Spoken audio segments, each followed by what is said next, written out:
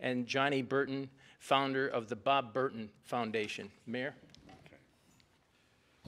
All right, Friday during the day and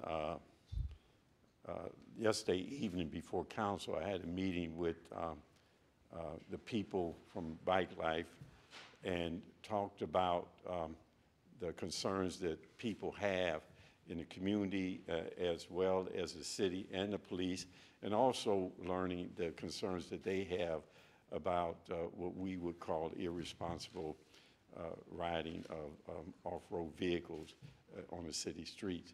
In that conversation, we had mentioned to them that out of respect, we were letting them know that we were going to be proposing legislation and that we will be proposing this legislation and introduce it as early as this Monday, but knowing that we will no later than summer break, so that it would be introduced into council, and so council can review the legislation. And we also talked about how can we work in a collaborative and cooperative way to ensure safety, not only for the community at large, but for the riders, for the police, and all those involved in this, and that we do not want to continue to have a situation that would put people's lives in danger, as well as particularly around parks, the destruction of properties. So I'll turn it over to the chief. He'll give some comments, and then we'll turn it over to Johnny, okay?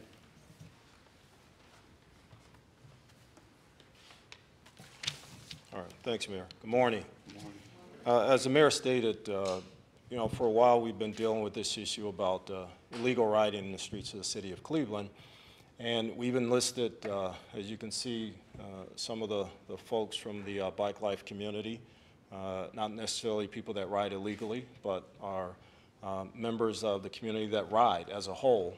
And the focus here is for safety of everybody this summer. With the summer months coming, we know that things heat up and people get out there and partake in summer activities. This being one of the things that's happened the last couple summers, and we definitely want to stop it. Illegal dirt bike riding or ATV riding in the city, we're trying to make sure we stop it and give people alternatives. A couple of things that we're going to do are enforcement strategies, and I'm not going to get deep into those, but people can kind of guess what those are, and we've talked about that with everybody. Our law enforcement community partners from the feds on down are going to be involved in those strategies. We're giving people an opportunity up front to know that we're coming and that this thing needs to stop, and that with the cooperation of the people from Bike Life and the Bob Burton Foundation and others, we're trying to give alternatives to that. Some of the things that we're proposing in legislation have to deal with the vehicles themselves and that they're prohibited from being on city streets. Some of the other things we're proposing is stop riding on city streets or parks or playgrounds and things like that that happen.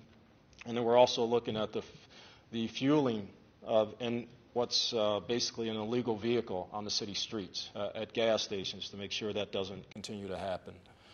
So again, our focus and aim is for everybody to be safe, our community, our officers, and even the young folks out there that ride. You know, we want to give them a safe alternative to riding in our streets. So that's why we're here today. We're not here to demonize anybody. We're here to make sure our community understands that we're going to make it safe for everybody. So with that, I'll turn it over to Mr. Johnny Burton. Good morning. My name is Johnny Burton, as you heard, and I'm the founder of the Bob Burton Foundation. Our mission is to bridge the gap between the youth, the bike life, and other at-risk youth, and with our community.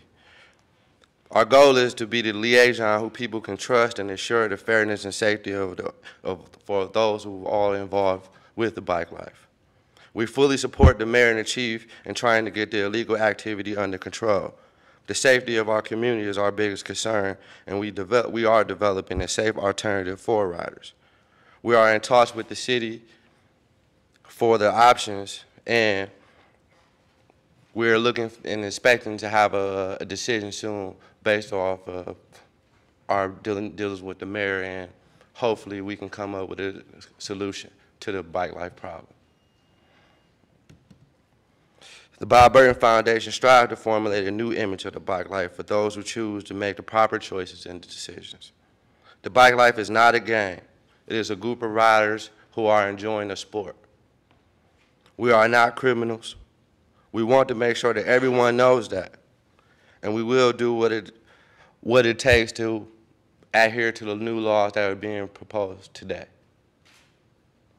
And that's pretty much all we have. We just want people to understand that the bike life movement is not and wasn't intended to be a nuisance to the community. It wasn't intended to be what it became. And our job as the Bob Burton Foundation is to help bring a halt to the recklessness, and also get the people to understand the people who are involved in the bike life. We want you to engage the people that are in the bike life. We want the community to see that these are your children riding these bikes through the community. And we are all responsible for their actions. Not just the mayor, not just the police, but also the citizens of the community. Because some of the parents and including myself, have encouraged some of this behavior as far as buying the bike or fixing the bike. You know, because we know that it's not truly something that is a heinous thing, more or less. But it has become that. So we're trying to figure out a way, and we're going to work diligently to make a change about the bike life. And that's pretty much all. Questions? Yeah. Why has it taken till now to enforce the law against these packs of dirt bike riders? Well, you're assuming that we have not been enforcing the law. And what has happened is that we have a policy that talks about creating an unsafe condition when, in fact, you're pursuing a bike. Anybody who has an experience with watching motorcycles or dirt bikes and things like that, knowing that if you try to pursue them with a car, it becomes a very dangerous proposition. And so that was a policy decision. We do enforce laws. We tow bikes on a daily basis. Commissioner or Chief, you want to? But let him answer that, and then we'll come back. Okay, good, yeah, 'cause I have a Okay, follow-up that okay, we can do speaks that. to when people call 911 about this. Right. Sure. Well, I think what you're getting at is that the response that certain people have gotten from our dispatchers, we're trying to rectify that now. If you call 911 or 1234 number for a dirt bike issue or a police issue, we will respond. But we're not going to come out, and the policy has been to not come out and, as the mayor said, chase a dirt bike with a car. Nobody's going to win in that situation. You know, it puts everybody's life at risk. So if the community wants us to chase a dirt bike with a car when there's going to be no positive end to that, we're not going to do that because it puts everybody's life in jeopardy. Yes, we'll follow up. Can you, well, exactly, I think you addressed part of that, but people have called 911 and dispatchers have said. Right, and we're addressing that. Again, So- our dispatch center is going to have clear and concise orders about what to do when somebody calls in reference to dirt bikes, and that will be disseminated throughout the division. So what do you say to the citizen? We're telling people if you see a pack of dirt bikes to call, because our partners up here are trying to prevent that from happening, for people to be out there riding illegally.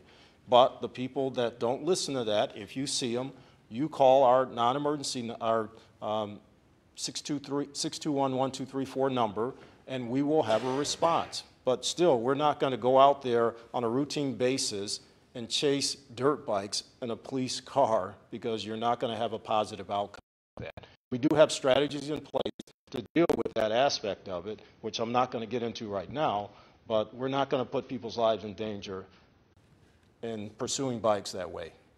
And the whole thing for this press conference is to make sure people understand we do have a strategy in place.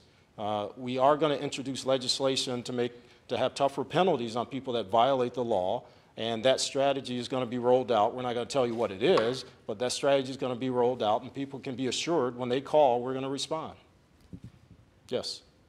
I think you just addressed my question, because there are laws on the books already that address this. Well, our proposal is to increase some of the penalties, to make sure people understand we're serious about this, and to implement the strategies that we have to kind of curtail this activity, along with the education from our partners.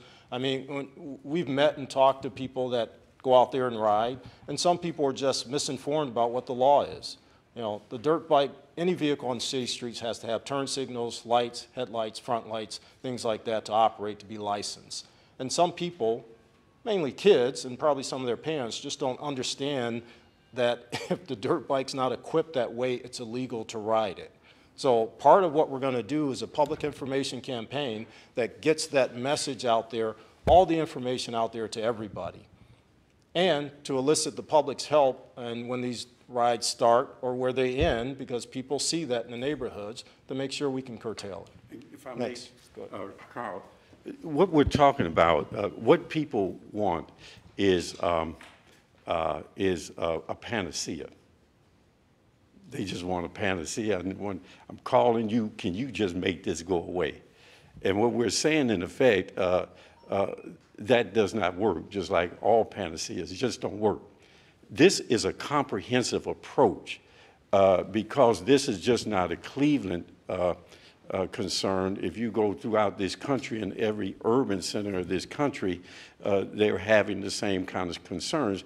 And what we found, that when you just make this a police issue and about chasing people, chasing a bike with a car, you will invariably wind up with a bad situation at the end, invariably.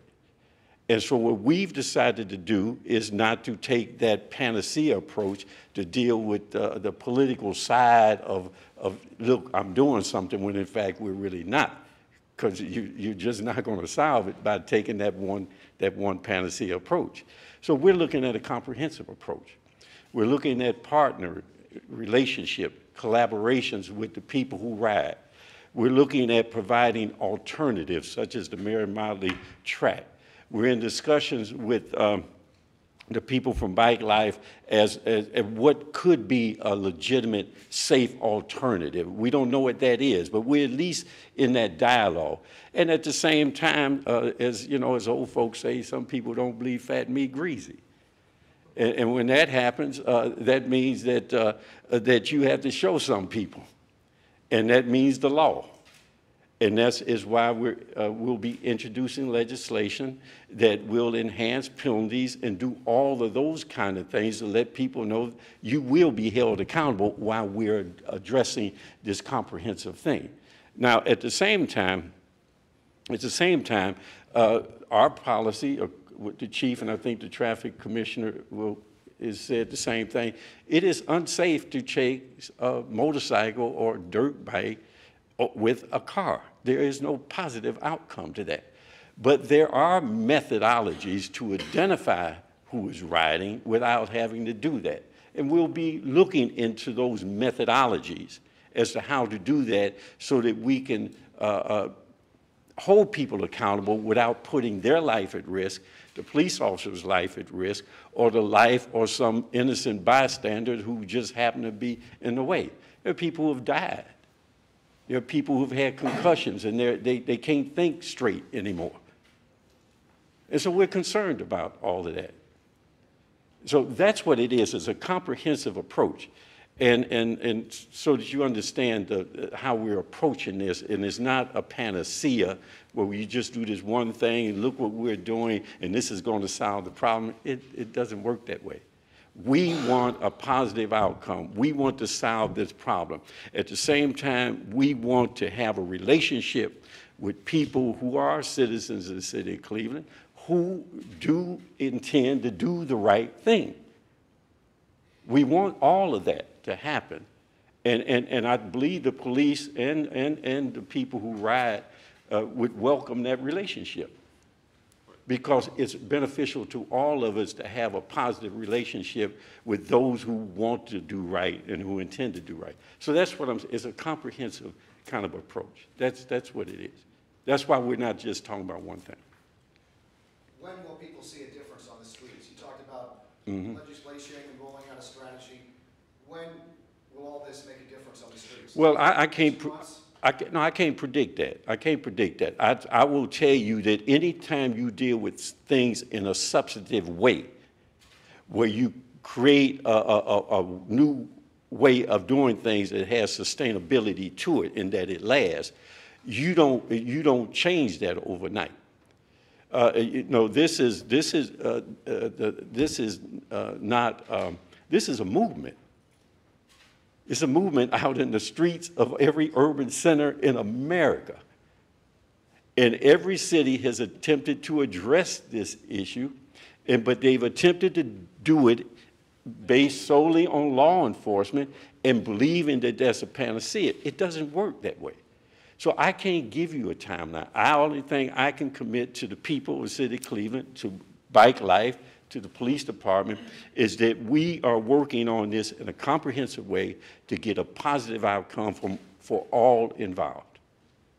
That's the only thing I can commit to. That's the only thing. Could this possibly limit the number of bikes? Because I've seen bikers driving legally, apparently. Right. They're not showboating, they're just driving. Right. But when you get 75, 100 Right. of them at one time, I don't care what you say, it's a nuisance. It's a noise nuisance and nothing else. Well, And I'll a traffic let nuisance. you. So is that possibly part of the legislation? Well, there's some discussion around that we haven't finalized, but let me just say, I've been riding down the street. As I told people, I don't ride because I can't fall. I'm too old to fall. And so the point is that I've stopped at a stop sign and had to wait a half an hour because hundreds of motorcycles were going by, and they had police escorts. But they are street legal vehicles, right? So having something that says that going abreast, 2 or 3 people going abreast, well, that would mean cars, that would mean motorcycles. See? So I don't know how that will play out, but all these kind of things are part of this discussion, and it's more about the behavior of the pack than it is the pack. It's more about the behavior. Johnny, you want to say something? No, I was going to say that riding in a group, following the law is not illegal, no matter how you look at it. I mean, I know that the image of the people automatically assumes that they're criminals. I mean, just the way I look sometimes get me pegged as a criminal, but I'm not. I'm an educator. I teach at a college, but I also enjoy riding dirt bikes. But, my job is to make sure that the kids don't become criminals based off of these new laws. I don't mind that the city and the mayor and the police are trying to get people to follow the rules and be safe out here. That's our intention. Motorcyclists die continuously every year, and we have big stickers on our cars to say, watch out for motorcyclists. So we are advocates of motorcycle safety, but at the same time, we are advocates of our community and the people in it. And just because we're sometimes, we're not making the proper choice and decision doesn't make us full-fledged criminals. A lot of the infractions that have been happening are misdemeanors, and a lot of the kids believe that because it's only a misdemeanor and things of that nature, that is not a big deal.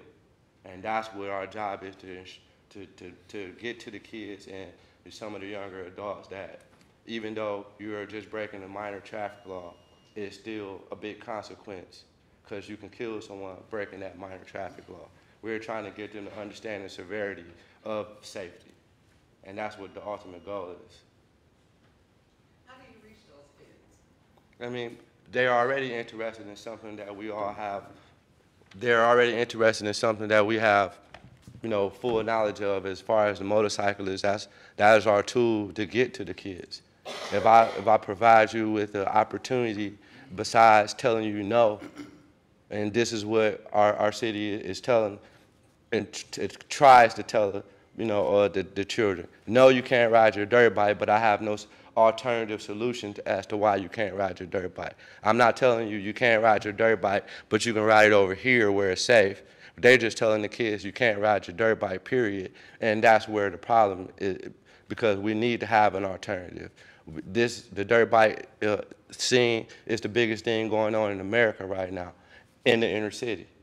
So this is an industry that we can introduce to the kids where there's millions of dollars to be made in this industry. This is an industry that we have been excluded from for at least 40 years. The dirt bike racing has been a part of my family since 1972.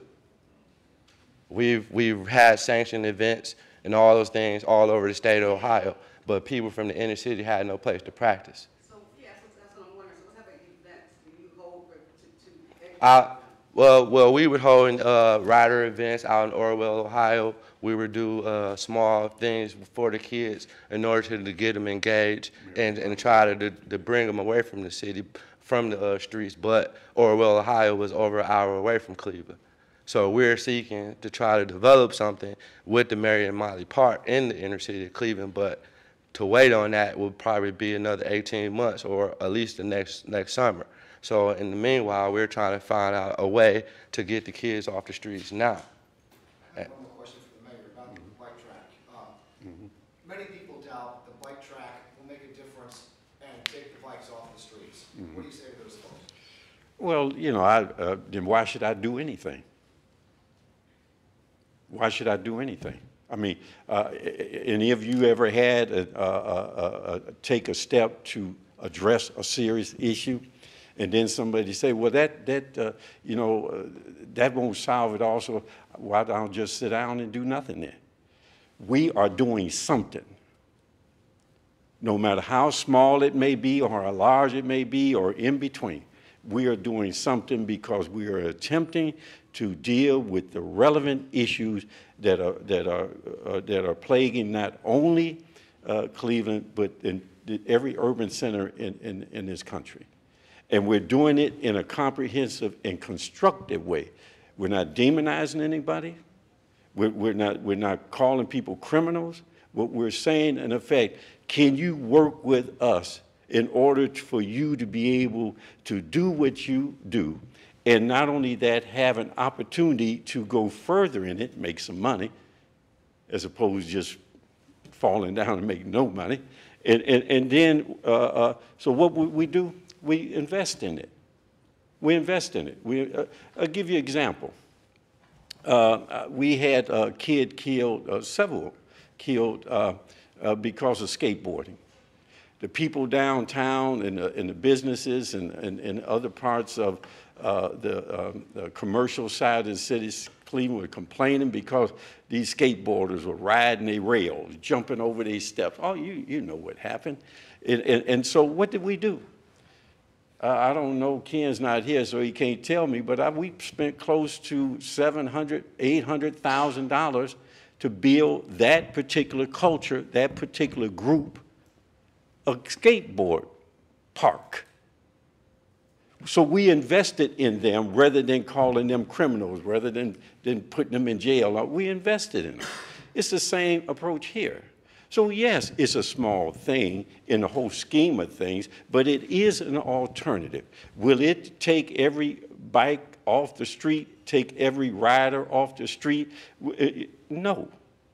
But I will guarantee you that there will be young people, children, and young adults who will be exposed to a sport that has millions of dollars associated with it, not only in terms of riding, but in the advertisement or whatever, millions of dollars associated with it. It will introduce them to a sport, and out of that, it will help somebody. It will direct them.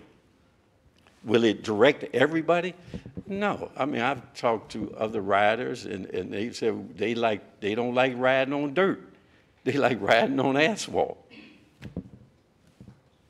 So what are we attempting to do? We're attempting to make, as part of this park, in this track, a certified track that can be competitive and be on a regular circuit for professional riding.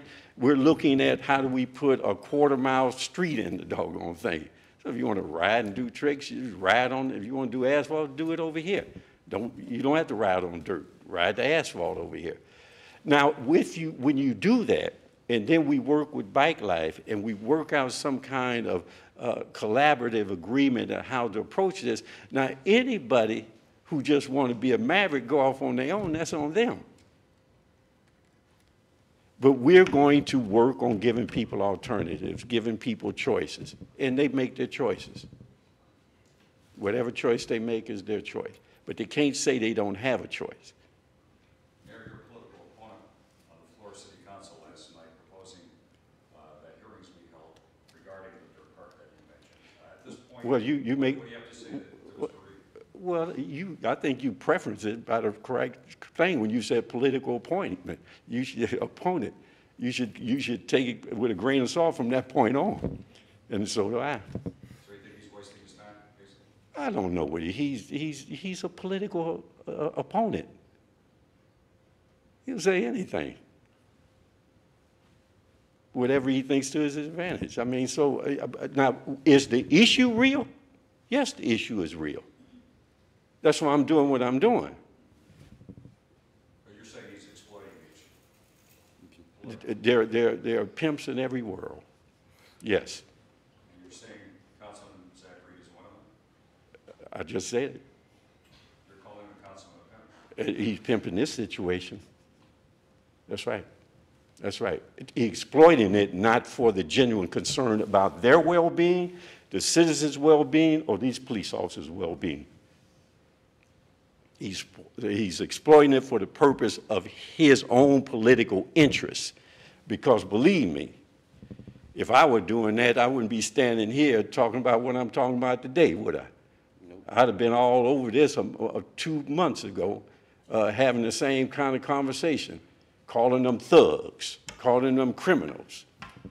If I wanted to exploit it for my own political consideration and ingratiate myself to some people, but I'm not doing that, am I? And because of that, both of you have had conversations about me in regards to my support of the Bike Life. And it didn't come across positive for me, right? I will admit it was fairer than I expected, but it didn't come across positive for me. So my point is, yes, the issue is legitimate, but the one bringing it is not legitimate. It's political. Anybody else? Yes, sir. What specifically is going to be in the stuff you send to council? That is what we're working on. That's why the law department is here. And we were having discussions, the police are having discussions with them. Commissioner Muick, of the traffic commissioner, he's having that discussion. And the chief kind of outlined it is about enhanced penalties. It is about around the issue of how do you fuel vehicles. It is around identification, stunt riding, you know, those specific things, right? And the dirt track is obviously one of the alternatives. What Right. other kinds of alternatives? Well, that's what we're in discussion, because I always find that whenever if you're trying to work with people, you give them the respect of having an opinion. And they have opinions. Now, whether or not we come to some agreement on all of their opinions, you know, that's another issue. But we're expecting to have some feedback as to what they think might be alternatives to that. But we haven't come up with any right now. It's simply because to ride unlicensed vehicle on the streets of the city of Cleveland is illegal. You just got to start there. So when you start there, you have to be very creative about giving people choices other than a fully established park for that purpose. And as Johnny said, we had anticipated that would be this fall, but there's a lot of interest from a lot of people in terms of wanting to it has national attention in terms of people who are looking at being part of it. So that may be extended into next year. It might not be until next summer. So we don't know yet. And then one other thing, maybe for the chief, when I was on my way home the other night, it was about St.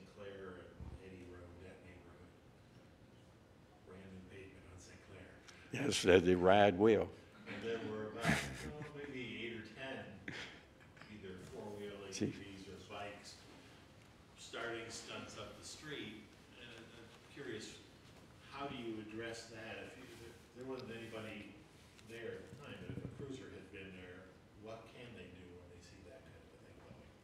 Well, our officers can always initiate traffic stops on traffic violations, which is what it is. You know, it's illegal to ride an unlicensed vehicle on the streets, and they can always initiate a traffic stop. But if the people that are riding don't want to stop, then it results in a pursuit, which we are not going to do unless we can do it in a safe manner. So part of our strategy is to make sure that if a pursuit ensues, that we do it in a safe manner, and we have equipment, techniques and technology and things like that to help us do that. And propose new methodology. Right. So all that's a part of, like Mayor said, a comprehensive strategy to look at this from top to bottom. Other cities in this country have taken the law enforcement, you know, if every problem's a nail, then your only tool is a hammer. And everybody's done that. And it hasn't solved the problem. We can probably go online and show you, city impound lots filled with dirt bikes. And there's still a problem in those cities. So we take the comprehensive approach. We want to make sure that we look at all aspects of this and how to solve it and involve people that are actually, involved in that life or with people that actually ride to see how we come up with solutions. All right? Thank you. All right, anybody else before we wrap up? Thank you, I appreciate it. What is that legislation, is it still being drawn up? Yeah, the earliest it will be introduced is Monday, this coming Monday. We are looking no later than council recess, which is June 5th. Now, if we are able to do it sooner, then I'm pretty sure the council will expedite the movement of it through council before recess. If, however, the fashioning of it needs more time and more details in terms of legality of this and that, I'm pretty sure I think they have a meeting in July, in mid-July, that they could either pass it or they can hold a special meeting. Okay? All right, thank you very much. Thank you, thank you. And he is a pimp. Thank you, sir. Appreciate that. Thank you.